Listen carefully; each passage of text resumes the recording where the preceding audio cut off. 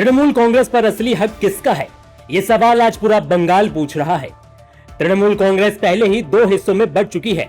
एक तरफ ममता बनर्जी है तो दूसरी तरफ बागी गुट के नेता ऋतव्रत बनर्जी।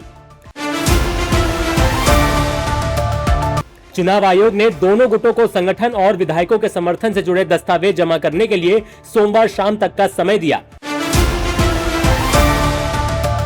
ममता बनर्जी गुट की तरफ से कल्याण बनर्जी, महुआ मोइत्रा और सागरिका घोष चुनाव आयोग पहुंचे। वहीं ऋतव्रत बनर्जी ने भी अपने बहुमत का दावा आयोग के सामने रखा। अब चुनाव आयोग के सामने सबसे बड़ा सवाल यही है कि असली तृणमूल कांग्रेस किसके पास है और जोड़ा फूल चुनाव चिन्ह पर अधिकार किसका होगा।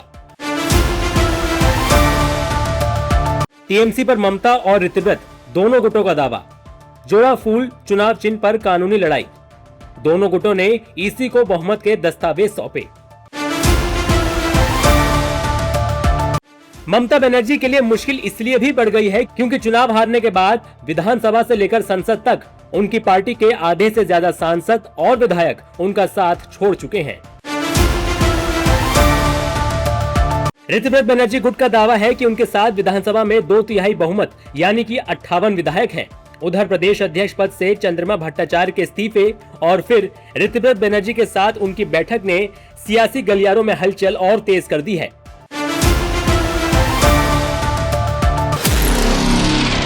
महाराष्ट्र में आसमान से बरस रही आफत।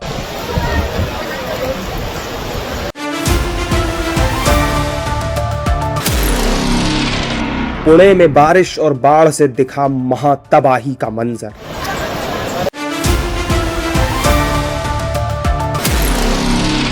मुंबई पुणे एक्सप्रेसवे पर यातायात ठप, भूस्खलन से 3 की मौत।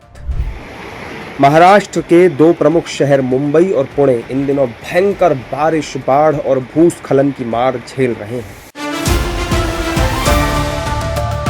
रविवार को हुए भूस्खलन के बाद पुणे के आलंदी में भी भयंकर तबाही का मंजर देखने को मिल रहा है।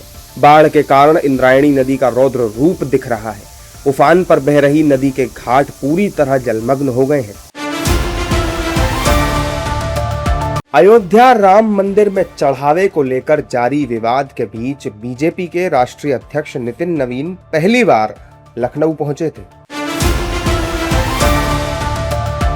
उनके दौरे को लेकर समाजवादी पार्टी के राष्ट्रीय अध्यक्ष अखिलेश यादव ने अब तंज कसा है। अखिलेश ने कहा है कि अध्यक्ष बनने के बाद पहली बार आए हैं, दर्शन करने नहीं जाएंगे।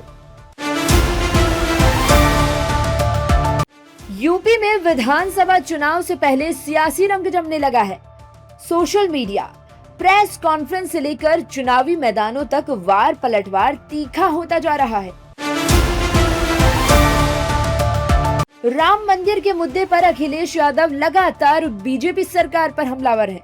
आज भी अखिलेश यादव ने बीजेपी पर जमकर सियासी तीर चलाए। प्रधानमंत्री नरेंद्र मोदी 3 देशों की विदेशी यात्रा पर हैं, इंडोनेशिया, ऑस्ट्रेलिया और न्यूजीलैंड। इस दौरे की सबसे ज्यादा चर्चा न्यूजीलैंड को लेकर हो रही है।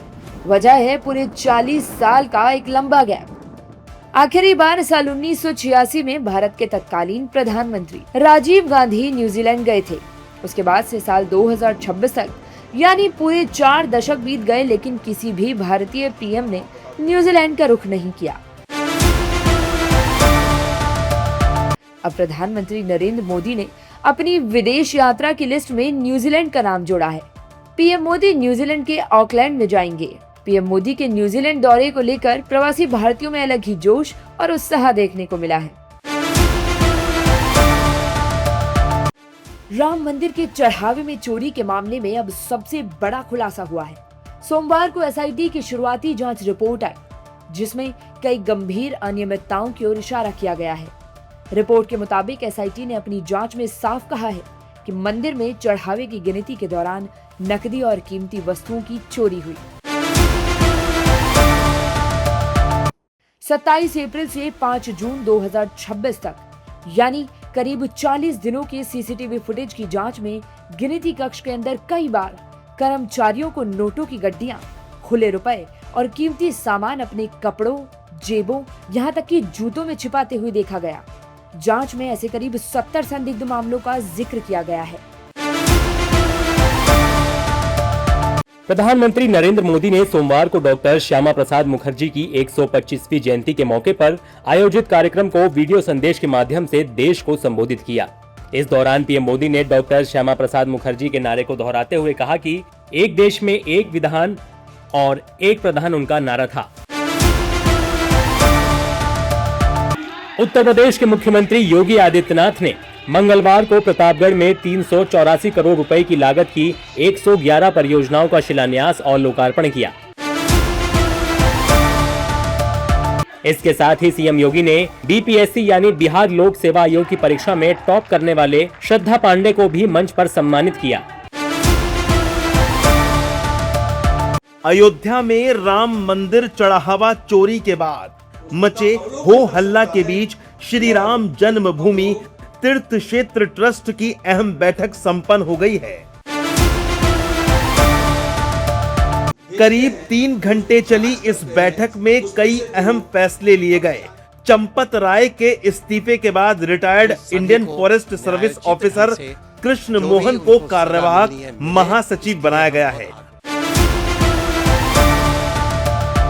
राम मंदिर चढ़ावा चोरी के मुद्दे को विपक्ष जोर शोर से उठा रहा है। सोशल मीडिया पर वायरल कई दावों के जरिए योगी सरकार पर सियासी तीर चला रहा है। आज राम मंदिर ट्रस्ट की बैठक के बाद कोषाध्यक्ष गोविंद देवगिरी ने सवाल उठाने वालों की जमकर क्लास लगाई। गोविंद देवगिरी ने कहा कि झूठ का प्रपंच खड़ा किया जा रहा है। अगर किसी को कोई शिकायत है तो कार्यालय में आकर मिले, उसे हर सवाल का जवाब मिलेगा। मुंबई में मूसलाधार बारिश के बाद लगातार हालात बिगड़ते जा रहे हैं। एक तरफ समंदर में ऊंची ऊंची लहरें उठ रही हैं, तो सड़कों पर भारी जल भराव है, तो कई स्कूलों के बाहर सैलाब आ गया है। मुंबई में बारिश से हवाई यात्रा भी प्रभावित हुई है। जहां 17 उड़ानें रद्द हुई हैं, वहीं 365 फ्लाइट देरी से चल रही हैं।